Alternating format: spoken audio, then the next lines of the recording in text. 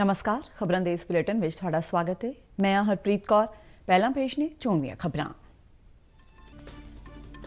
प्रधानमंत्री नरेंद्र मोदी ने कहा है कि उन्हां दी सरकार जम्मू कश्मीर विचों धारा 370 समाप्त किए जाण बारे लए गए फैसले ਅਤੇ खेती कानूनां नूं किसी भी तरह वापस नहीं लवेगी।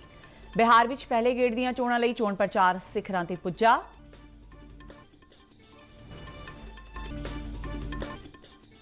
केंद्रीय खजाना मंत्रालय ने सूबियां दे GST मालीए विच कमी आउण दे मद्देनज़र 6000 करोड़ रुपए दे फंड जारी कीते।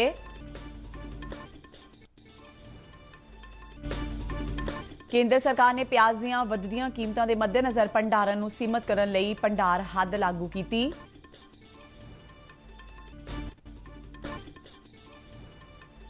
प्रधानमंत्री नरेंद्र मोदी भलके मन की बात प्रोग्राम राही देशवासियों नाल रूबरू होणगे।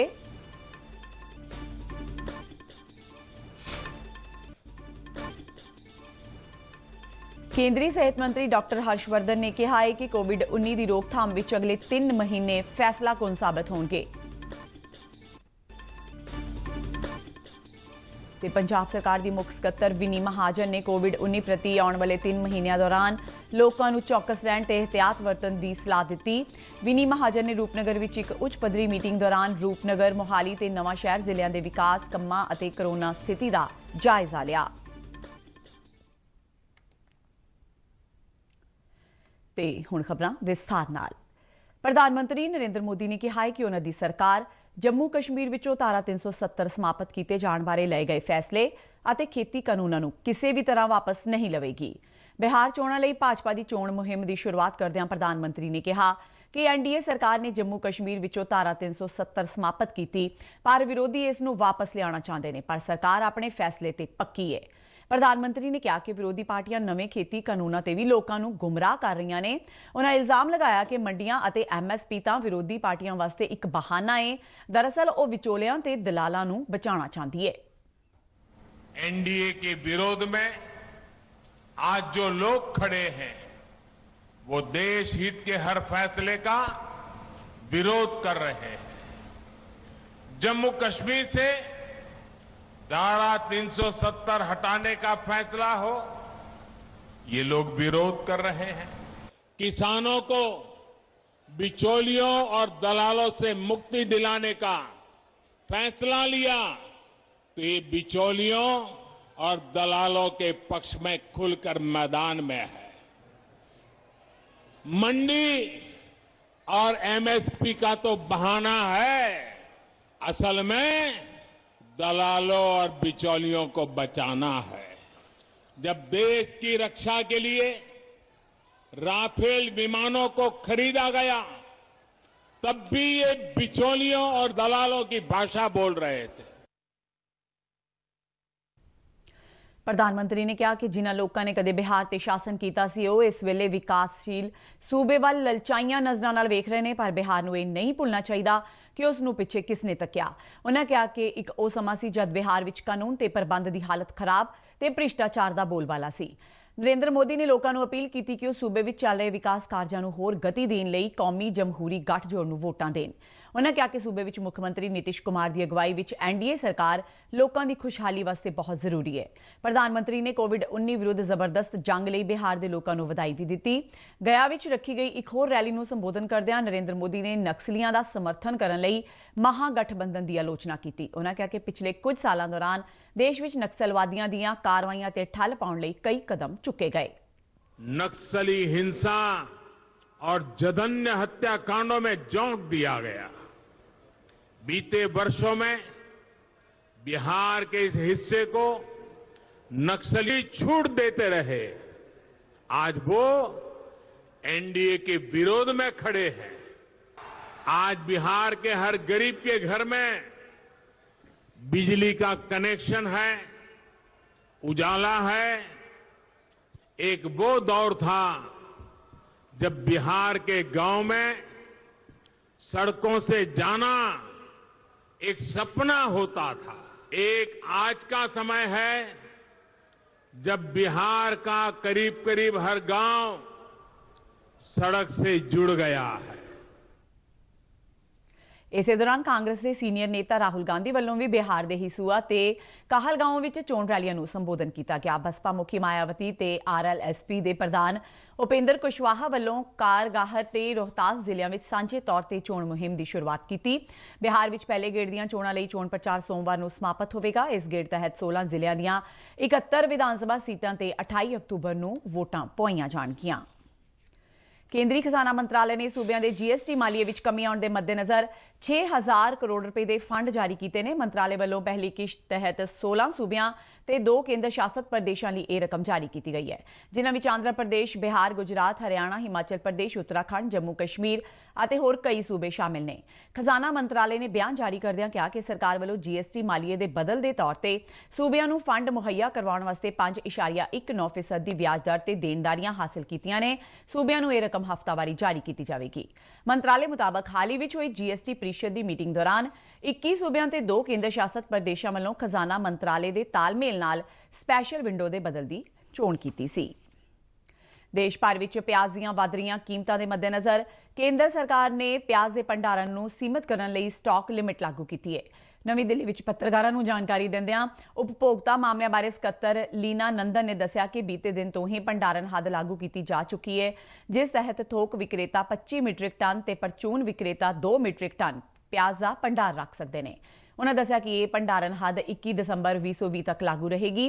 ਨੰਦਨ ਨੇ ਦੱਸਿਆ ਕਿ ਸਰਕਾਰ ਵੱਲੋਂ ਘਰੇਲੂ ਗਾਹਕਾਂ ਨੂੰ ਕਿਫਾਇਤੀ ਕੀਮਤ ਤੇ ਪਿਆਜ਼ ਦੀ ਉਪਲਬਧਤਾ ਲਈ ਪਿਛਲੇ ਮਹੀਨੇ ਪਿਆਜ਼ ਦੀ ਬਰਾਮਦ ਤੇ ਵੀ ਰੋਕ ਲਗਾਈ ਗਈ ਸੀ। ਉਨ੍ਹਾਂ ਦੱਸਿਆ ਕਿ ਪਿਆਜ਼ ਉਤਪਾਦਨ ਵਾਲੇ ਸੂਬਿਆਂ ਮਹਾਰਾਸ਼ਟਰ, ਕਰਨਾਟਕ, ਆਂਧਰ ਪ੍ਰਦੇਸ਼ ਤੇ ਮੱਧ ਪ੍ਰਦੇਸ਼ ਵਿੱਚ ਭਾਰੀ ਮੀਂਹ ਕਾਰਨ ਪਿਆਜ਼ ਦੀ ਫਸਲ ਨੂੰ ਨੁਕਸਾਨ ਪੁੱਜਾ ਏ, ਜਿਸ ਕਾਰਨ ਪਿਆਜ਼ ਦੀਆਂ ਪਰਚੂਨ ਕੀਮਤਾਂ ਵਿੱਚ ਵਾਧਾ ਦੇਖਣ ਨੂੰ ਮਿਲਿਆ ਏ। ਸਕੱਤਰ ਨੇ ਦੱਸਿਆ ਕਿ ਪਿਆਜ਼ ਦੀਆਂ ਮੌਜੂਦਾ ਕੀਮਤਾਂ ਨੂੰ ਧਿਆਨ ਵਿੱਚ ਰੱਖਦਿਆਂ ਸਰਕਾਰ ਵੱਲੋਂ 1 ਲੱਖ ਮੀਟ੍ਰਿਕ ਟਨ ਦੇ ਬਫਰ ਸਟਾਕ ਵਿੱਚੋਂ ਪੜਾਅਵਾਰ ਢੰਗ ਨਾਲ ਪਿਆਜ਼ ਜਾਰੀ ਕਰਨ ਦਾ ਫੈਸਲਾ ਕੀਤਾ ਗਿਆ ਹੈ। ਬਫਰ ਸਟਾਕ ਤਹਿਤ ਜਾਰੀ ਕੀਤਾ ਗਿਆ ਇਹ ਪਿਆਜ਼ ਕੇਂਦਰ ਸਰਕਾਰ ਤੇ ਸੂਬਾ ਸਰਕਾਰਾਂ ਦੀਆਂ ਵੱਖ-ਵੱਖ ਏਜੰਸੀਆਂ ਦੇ ਪਰਚੂਨ ਕੇਂਦਰਾਂ ਤੋਂ ਖਰੀਦੇ ਜਾ ਸਕਣਗੇ। ਉਨ੍ਹਾਂ ਕਿਹਾ ਕਿ ਜ਼ਰੂਰੀ ਵਸਤਾਂ ਸੰਬੰਧੀ ਕਾਨੂੰਨ 1980 ਤਹਿਤ ਸੀਮਤ ਹੱਦ ਤੋਂ ਵੱਧ ਪਿਆਜ਼ ਦਾ ਭੰਡਾਰ ਕਰਨ ਵਾਲੇ ਵਿਅਕਤੀਆਂ ਖਿਲਾਫ ਸਖਤ ਕਾਰਵਾਈ ਕੀਤੀ ਜਾਵੇਗੀ ਤਾਂ ਜੋ प्याज की कालाबाजारी ਨੂੰ ਠੱਲ ਪਾਈ ਜਾ सके। स्टॉक लिमिट्स लगाए गए हैं। अब इसके बाद ये अंदाज़ा लगाया जाएगा कि किसके किसके पास उस स्टॉक लिमिट से अधिक अनियन अवेलेबल है।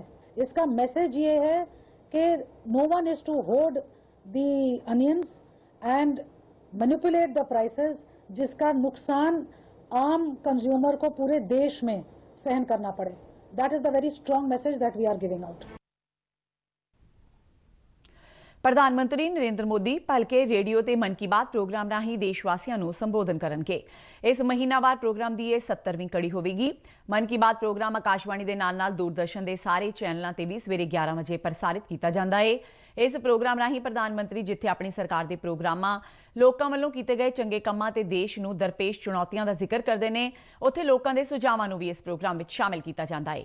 ਕਈ ਲੋਕਾਂ ਨਾਲ ਉਹ ਸਿੱਧੀ ਗੱਲਬਾਤ ਵੀ ਕਰਦੇ ਨੇ, ਜਿਸ ਦੇ ਚਲਦਿਆਂ ਮਨ ਕੀ ਬਾਤ ਪ੍ਰੋਗਰਾਮ ਵਧੇਰੇ ਹਰਮਨ ਪਿਆਰਾ ਹੋਇਆ ਹੈ। ਮਨ ਕੀ ਬਾਤ ਪ੍ਰੋਗਰਾਮ ਦਾ ਪੰਜਾਬੀ ਰੂਪਾਂਤਰ DD ਪੰਜਾਬੀ ਤੇ ਪ੍ਰੋਗਰਾਮ ਦੇ ਸਿੱਧੇ ਪ੍ਰਸਾਰਣ ਤੋਂ ਤੁਰੰਤ ਬਾਅਦ ਅਤੇ ਇਸ ਦਾ ਮੁੜ ਪ੍ਰਸਾਰਣ ਉਸੇ ਦਿਨ ਰਾਤ 8 ਵਜੇ ਦੇਖਿਆ ਜਾ ਸਕੇਗਾ। ਕੇਂਦਰੀ ਸਿਹਤ ਮੰਤਰੀ ਡਾਕਟਰ ਹਰਸ਼ਵਰਧਨ ਨੇ ਕਿਹਾ ਹੈ ਕਿ ਕੋਵਿਡ-19 ਦੀ ਰੋਕਥਾਮ ਵਿੱਚ ਆਉਣ ਵਾਲੇ 3 ਮਹੀਨੇ ਫੈਸਲਾਕੁਨ ਹੋ ਸਕਦੇ ਨੇ।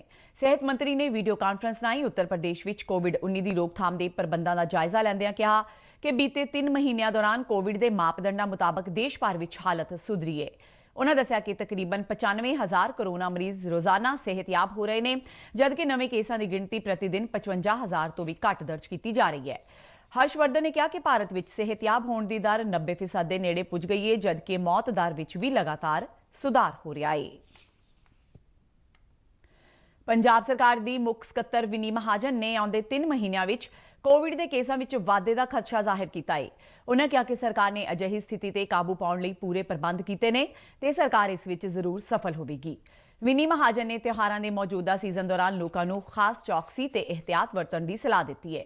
ਰੂਪਨਗਰ ਵਿੱਚ ਕੋਵਿਡ ਅਤੇ ਵਿਕਾਸ ਕਾਰਜਾਂ ਦੀ ਸਮੀਖਿਆ ਮੀਟਿੰਗ ਤੋਂ ਬਾਅਦ ਪੱਤਰਕਾਰਾਂ ਨਾਲ ਗੱਲਬਾਤ ਕਰਦਿਆਂ ਵਿਨੀ ਮਹਾਜਨ ਨੇ ਕਿਹਾ ਕਿ ਤਿਉਹਾਰਾਂ ਦੇ ਸੀਜ਼ਨ ਵਿੱਚ ਲੋਕਾਂ ਦੀਆਂ ਭਾਵਨਾਵਾਂ ਕਰਕੇ ਸਰਕਾਰ ਨੇ ਕਈ ਛੋਟਾਂ ਦਿੱਤੀਆਂ ਨੇ, ਪਰ ਕੋਵਿਡ ਦੇ ਨਿਯਮਾਂ ਦੀ ਪਾਲਣਾ ਕਰਨਾ ਵੀ ਜ਼ਰੂਰੀ ਹੈ। ਸਰਕਾਰ ਪੂਰੀ ਕੋਸ਼ਿਸ਼ ਆ ਹੁਣ ਵੀ ਅੱਜ ਵੀ ਅਸੀਂ ਰੂਪਨਗਰ ਡਿਵੀਜ਼ਨ ਦੇ ਡਿਪਟੀ ਕਮਿਸ਼ਨਰ ਸਾਹਿਬਾਨਾਂ ਨੇ ਦੱਸਿਆ ਰੂਪਨਗਰ ਦੇ ਸ਼ਹੀਦ ਭਗਤ ਸਿੰਘ ਨਗਰ ਦੇ ਔਰ ਸਾਹਿਬਜ਼ਾਦਾ ਅਜੀਤ ਸਿੰਘ ਨਗਰ ਦੇ ਡਿਪਟੀ ਕਮਿਸ਼ਨਰ ਸਾਹਿਬਾਨਾਂ ਨੇ ਕਿ ਉਹ ਕੀ ਕੋਸ਼ਿਸ਼ਾਂ ਹਾਲੇ ਵੀ ਕਰ ਰਹੇ ਨੇ ਕੰਟੈਕਟ ਟ੍ਰੇਸਿੰਗ ਵਧਾਉਣ ਦੀਆਂ ਸਰਵੇਲੈਂਸ ਵਧਾਉਣ ਦੀਆਂ ਫੈਸਿਲਿਟੀਜ਼ ਹੋਰ ਵੀ ਬਿਹਤਰ ਪ੍ਰਬੰਧ ਕਰਕੇ ਰੱਖੀਏ ताकि अगर खुदा ना खास्ता केसेस ਵਧਣ एंड हो सकता है कि नवंबर दिसंबर जनवरी महीने च मुड़ के केसेस बढ़ सकते हैं तो सरकार कन्यों पूरी उसकी तैयारी होवे प्रबंध होवे पर मैनू पूरी आस है कि जो पंजाब के लोग ने जड़े हुण समझ गए ने कि कितना ज़रूरी है कोविड के जो सही उसके रिस्पॉन्स देना particularly मास्क पा के रखन दा क्लोज जगह दे विच और होर तो ਉਹਦੇ ਸਦਕਾ ਇਹ ਪ੍ਰੋਬਲਮ ਅਸੀਂ ਕੰਟਰੋਲ ਕਰਕੇ ਹੀ ਰੱਖਾਂਗੇ ਸਾਰਾ ਹਿੰਦੁਸਤਾਨ। ਝੋਨੇ ਦੇ ਸੀਜ਼ਨ ਦੌਰਾਨ ਕਿਸਾਨਾਂ ਵੱਲੋਂ ਪਰਾਲੀ ਸਾੜੇ ਜਾਣ ਬਾਰੇ ਪੁੱਛੇ ਗਏ ਇੱਕ ਸਵਾਲ ਦਾ ਜਵਾਬ ਦਿੰਦਿਆਂ ਵਿਨੀ ਮਹਾਜਨ ਨੇ ਕਿਹਾ ਕਿ ਇਸ ਨਾਲ ਜਿੱਥੇ ਵਾਤਾਵਰਣ ਪ੍ਰਦੂਸ਼ਿਤ ਹੋ ਰਿਹਾ ਹੈ ਉੱਥੇ ਧਰਤੀ ਦੀ ਉਪਜਾਊ ਸ਼ਕਤੀ ਵੀ ਘਟਦੀ ਹੈ। ਉਹਨਾਂ ਕਿਹਾ ਕਿ ਸਰਕਾਰ ਵੱਲੋਂ ਭਰਪੂਰ ਕੋਸ਼ਿਸ਼ ਕੀਤੀ ਜਾ ਰਹੀ ਹੈ ਕਿ ਕਿਸਾਨਾਂ ਨੂੰ ਪਰਾਲੀ ਸਾੜਨ ਤੋਂ ਰੋਕਿਆ ਜਾ ਸਕੇ। ਸਰਕਾਰ ਕਿਸਾਨਾਂ ਨੂੰ ਪਰਾਲੀ ਦੇ ਨਿਬੇੜੇ ਲਈ ਮਸ਼ੀਨਾਂ ਉੱਤੇ ਸਬਸਿਡੀ ਉਪਲਬਧ ਕਰਵਾ ਰਹੀ ਹੈ। ਵਿਨੀ ਮਹਾਜਨ ਨੇ ਦਾਅਵਾ ਕੀਤਾ ਕਿ ਹੁਣ ਪਹਿਲਾਂ ਦੇ ਮੁਕਾਬਲੇ ਪਰਾਲੀ ਸਾੜਨ ਦੇ ਮਾਮਲੇ ਬਹੁਤ ਘੱਟ ਸਾਹਮਣੇ ਆ ਰਹੇ ਨੇ। ਇਸ ਤੋਂ ਪਹਿਲਾਂ ਰੂਪਨਗਰ ਦੇ ਮਿੰਨੀ ਸਕੱਤਰੇਤ ਵਿੱਚ ਵਿਨੀ ਮਹਾਜਨ ਨੇ ਰੂਪਨਗਰ ਡਿਵੀਜ਼ਨ ਦੇ 3 ਜ਼ਿਲ੍ਹਿਆਂ ਮੋਹਾਲੀ, ਨਵਾਂ ਸ਼ਹਿਰ ਤੇ ਰੂਪਨਗਰ ਦੇ ਡਿਪਟੀ ਕਮਿਸ਼ਨਰਾਂ, ਡਿਵੀਜ਼ਨ ਦੇ ਡਿਵੀਜ਼ਨਲ ਕਮਿਸ਼ਨਰ ਤੇ ਹੋਰਨਾਂ ਅਧਿਕਾਰੀਆਂ ਨਾਲ ਵਿਕਾਸ ਕੰਮਾਂ ਦੀ ਕਾਰਗੁਜ਼ਾਰੀ ਅਤੇ ਸਮੀਖਿਆ ਬਾਰੇ ਮੀਟਿੰਗ ਕੀਤੀ। ਮੀਟਿੰਗ ਵਿੱਚ ਡਿਵੀਜ਼ਨਲ ਕਮਿਸ਼ਨਰ ਰਾਜਕਮਲ ਚੌਧਰੀ, ਰੂਪਨਗਰ ਦੀ ਡਿਪਟੀ ਕਮਿਸ਼ਨਰ ਸੋਨਾਲੀ ਗਿਰੀ, ਮੋਹਾਲੀ ਦੇ ਡਿਪਟੀ ਕਮਿਸ਼ਨਰ ਗਰੀਸ਼ ਦਿਆਲਨ ਅਤੇ ਨਵਾਂ ਸ਼ਹਿਰ ਦੇ ਡਿਪਟੀ ਕਮਿਸ਼ਨਰ ਸ਼ੀਨਾ ਅਗਰਵਾਲ ਤੋਂ ਇਲਾਵਾ ਹੋਰ ਅਧਿਕਾਰੀ ਵੀ ਮੌਜੂਦ ਸਨ। ਪੰਜਾਬ ਰਾਜ ਅਨੁਸੂਚਿਤ ਜਾਤਾਂ ਕਮਿਸ਼ਨ ਨੇ ਹੁਸ਼ਿਆਰਪੁਰ ਜ਼ਿਲ੍ਹੇ ਦੇ ਟਾਂਡਾ ਨੇੜੇ ਜਲਾਲਪੁਰ ਪਿੰਡ ਵਿੱਚ ਇੱਕ 6 ਵਰ੍ਹਿਆਂ ਦੀ ਬਾਲੜੀ ਨਾਲ ਜਬਰ ਜਨਾਹ ਤੋਂ ਬਾਅਦ ਉਸ ਨੂੰ ਜ਼ਿੰਦਾ ਜਲਾਏ ਜਾਣ ਦੀ ਘਟਨਾ ਦਾ ਆਪੇ ਨੋਟਿਸ ਲੈਂਦਿਆਂ ਜ਼ਿਲ੍ਹੇ ਦੇ ਐਸਐਸਪੀ ਨੂੰ ਦੋਸ਼ੀਆਂ ਖਿਲਾਫ ਤੁਰੰਤ ਕਾਰਵਾਈ ਕਰਨ ਦੇ ਨਿਰਦੇਸ਼ ਦਿੱਤੇ ਨੇ। ਕਮਿਸ਼ਨ ਦੀ ਚੇਅਰਪਰਸਨ ਤਜਿੰਦਰ ਕੌਰ ਨੇ ਚੰਡੀਗੜ੍ਹ ਵਿੱਚ ਕਿਹਾ ਕਿ ਇਹ ਦਿਲ ਕੰਬਾਊ ਘਟਨਾ ਹੈ ਜਿਸ ਬਾਰੇ ਉਹਨਾਂ ਨੂੰ ਮੀਡੀਆ ਰਿਪੋਰਟਾਂ ਰਾਹੀਂ ਜਾਣਕਾਰੀ ਮਿਲੀ। ਕਮਿਸ਼ਨ ਵੱਲੋਂ ਹੁਸ਼ਿਆਰਪੁਰ ਦੇ ਐਸਐਸਪੀ ਨੂੰ 26 ਅਕਤੂਬਰ ਤੱਕ ਇਸ ਘਟਨਾ ਬਾਰੇ ਵਿਸਥਾਰਿਤ ਰਿਪੋਰਟ ਦੇਣ ਲਈ ਕਿਹਾ ਗਿਆ ਹੈ। ਕਮਿਸ਼ਨ ਦੀ ਚੇਅਰਪਰਸਨ ਨੇ ਕਮਿਸ਼ਨ ਦੇ ਮੈਂਬਰ ਪ੍ਰਭ ਦਿਆਲ ਨੂੰ ਮ੍ਰਿਤਕ ਲੜਕੀ ਦੇ ਪਰਿਵਾਰ ਨੂੰ ਮਿਲ ਕੇ ਜ਼ਮੀਨੀ ਹਕੀਕਤ ਪਤਾ ਲਗਾਉਣ ਤੇ ਇਸ ਸੰਬੰਧੀ ਕਮਿਸ਼ਨ ਨੂੰ ਰਿਪੋਰਟ ਦੇਣ ਦੇ ਨਿਰਦੇਸ਼ ਜਾਰੀ ਕੀਤੇ ਨੇ। ਇਸੇ ਦੌਰਾਨ ਪੰਜਾਬ ਦੇ ਮੁੱਖ ਮੰਤਰੀ ਕੈਪਟਨ ਅਮਰਿੰਦਰ ਸਿੰਘ ਨੇ ਵੀ ਆਪਣੇ ਟਵੀਟ ਵਿੱਚ ਕਿਹਾ ਕਿ ਹੁਸ਼ਿਆਰਪੁਰ ਜ਼ਿਲ੍ਹੇ ਵਿੱਚ 6 ਸਾਲਾਂ ਦੀ ਬੱਚੀ ਨਾਲ ਬਲਾਤਕਾਰ ਤੇ ਹੱਤਿਆ ਦਾ ਮਾਮਲਾ ਬੇਹੱਦ ਦੁਖਦਾਈ ਤੇ ਹੈਰਾਨ ਕਰਨ ਵਾਲਾ ਹੈ। ਉਹਨਾਂ ਕਿਹਾ ਕਿ ਭਾਵੇਂ ਪੁਲਿਸ ਨੇ ਦੋਸ਼ੀ ਨੂੰ ਗ੍ਰਿਫਤਾਰ ਕਰ ਲਿਆ ਹੈ ਪਰ ਉਹਨਾਂ ਵੱਲੋਂ ਡੀਜੀਪੀ ਨੂੰ ਨਿਰਦੇਸ਼ ਦਿੱਤੇ ਗਏ ਨੇ ਕਿ ਇਸ ਮਾਮਲੇ ਦੀ ਸਹੀ ਤਰੀਕੇ ਨਾਲ ਜਾਂਚ ਨੂੰ ਯਕੀਨੀ ਬਣਾਇਆ ਜਾਵੇ। ਪੰਜਾਬ ਦੇ ਉੱਗੇ ਲੋਕ ਗਾਇਕ ਕੇ ਦੀਪ ਦਾ ਲੁਧਿਆਣਾ ਵਿੱਚ ਕੱਲ ਅੰਤਿਮ ਸੰਸਕਾਰ ਕਰ ਦਿੱਤਾ ਗਿਆ। ਲੁਧਿਆਣਾ ਦੇ ਇੱਕ ਹਸਪਤਾਲ ਵਿੱਚ ਉਹਨਾਂ ਦਾ ਦੇਹਾਂਤ ਹੋ ਗਿਆ ਸੀ। ਉਹ 79 ਵਰ੍ਹਿਆਂ ਦੇ ਸਨ। ਕੇ ਦੀਪ ਦਾ ਅੰਤਿਮ ਸੰਸਕਾਰ ਕੱਲ ਲੁਧਿਆਣਾ ਦੇ ਮਾਡਲ ਟਾਊਨ ਐਕਸਟੈਂਸ਼ਨ ਦੇ ਸ਼ਮਸ਼ਾਨ ਘਾਟ ਵਿੱਚ ਕੀਤਾ ਗਿਆ। ਕੇ ਦੀਪ ਦੇ ਪੁੱਤਰ ਤੇ ਗਾਇਕ ਰਾਜਾ ਕੰਗ ਨੇ ਆਪਣੇ ਪਿਤਾ ਦੀ ਚਿਤਾ ਨੂੰ ਅਗਨੀ ਦਿਖਾਈ। ਅੰਤਿਮ ਸੰਸਕਾਰ ਮੌਕੇ ਕੇ ਦੀਪ ਦੀ ਧੀ ਗੁਰਪ੍ਰੀਤ ਕੌਰ ਬਿੱਲੀ ਤੋਂ ਇਲਾਵਾ ਉਹਨਾਂ ਦੇ ਪ੍ਰਸ਼ੰਸਕ ਤੇ ਸੰਗੀਤ ਜਗਤ ਨਾਲ ਜੁੜੀਆਂ ਅਨੇਕ ਸ਼ਖਸੀਅਤਾਂ ਮੌਜੂਦ ਸਨ।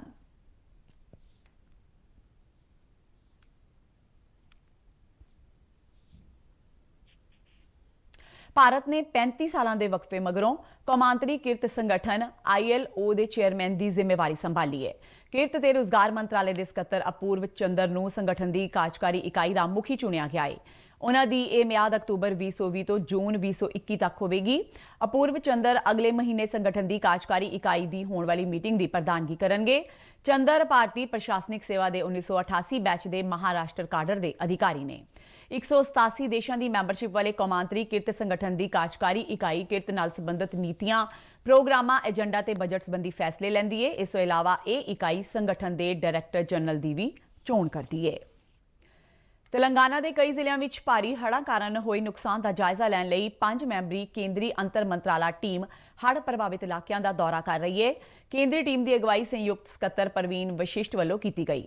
केंद्रीय टीम ने हैदराबाद और आस-पास के जिलों का दौरा किया। इस तो इलावा टीम के 2 ਵੱਖ-ਵੱਖ समूहों वालों तेलंगाना के अधिकारियों ते हड़ प्रभावित लोगों नाल मुलाकात की गई। 5 मैंबरी टीम वालों आज सूबे के बाकी रहिंदे हड़ प्रभावित जिलों का दौरा किया जाएगा। केंद्रीय टीम वालों भारी मींह ते हड़ां कारण ਵੱਖ-ਵੱਖ सैक्टरां में होए नुकसान की समीक्षा की जा रही है। इस दौरान केंद्रीय टीम वालों हैदराबाद तो संसद मैंबर असादुद्दीन ओवैसी ते सिकंदराबाद तो संसद मैंबर ते केंद्रीय राज मंत्री जी किशन रेड्डी नाल भी मुलाकात की गई। माहिरां दा मनना है कि पिछले 100 सालों दौरान तेलंगाना विच इन्ना भारी मींह पिया है जिस कारण भारी मात्रा विच खड़ियां फसलां नुकसानियां गईयां ने। पृथ्वी विज्ञान मंत्रालय ने दक्षिण एशियाई मुल्कों ਲਈ हड़ां ਦੀ चेतावनी संबंधी फ्लैश सेवावां ਦੀ शुरुआत की है। मंत्रालय के ਸਕੱਤਰ डॉक्टर M राजीवन ने फ्लैश फ्लड गाइडेंस सर्विस की शुरुआत करदिआं कहा है ਕਿ ਭਾਰਤ ਸਮੇਤ ਬੰਗਲਾਦੇਸ਼, ਭੂਟਾਨ, ਨੇਪਾਲ ਤੇ ਸ਼੍ਰੀਲੰਕਾ ਲਈ ਇਹ ਪਹਿਲੀ ਅਜਿਹੀ ਸੇਵਾ ਹੈ ਜਿਹੜੀ ਹੜ੍ਹਾਂ ਸੰਬੰਧੀ ਅਗਾਊਂ ਚੇਤਾਵਨੀ ਦੇਵੇਗੀ। ਡਾਕਟਰ ਰਾਜੀਵਨ ਨੇ ਕਿਹਾ ਕਿ ਇਸ ਪ੍ਰਣਾਲੀ ਨੂੰ ਬਿਹਤਰ ਢੰਗ ਨਾਲ ਚਲਾਉਣ ਲਈ ਮੀਂਹ ਦੀ ਭਵਿੱਖਬਾਣੀ ਦੇ ਨੈਟਵਰਕ ਨੂੰ ਵਧਾਉਣ ਤੇ ਜ਼ਮੀਨੀ ਨਮੀ ਨੂੰ ਮਾਪਦੰਡਾਂ ਮੁਤਾਬਕ ਰੱਖਣ ਤੇ ਜ਼ੋਰ ਦਿੱਤਾ ਜਾਣਾ ਚਾਹੀਦਾ ਹੈ। ਇਸ ਵਰਚੁਅਲ ਸਮਾਗਮ ਵਿੱਚ ਸੰਬੰਧਿਤ ਮੁਲਕਾਂ ਦੇ ਨੁਮਾਇੰਦਿਆਂ ਤੋਂ ਇਲਾਵਾ ਕਈ ਆਲਮੀ ਸੰਗਠਨਾਂ ਦੇ ਮੁਖੀਆਂ ਤੇ ਮੈਂਬਰਾਂ ਵੱਲੋਂ ਵੀ ਸ਼ਿਰਕਤ ਕੀਤੀ ਗਈ।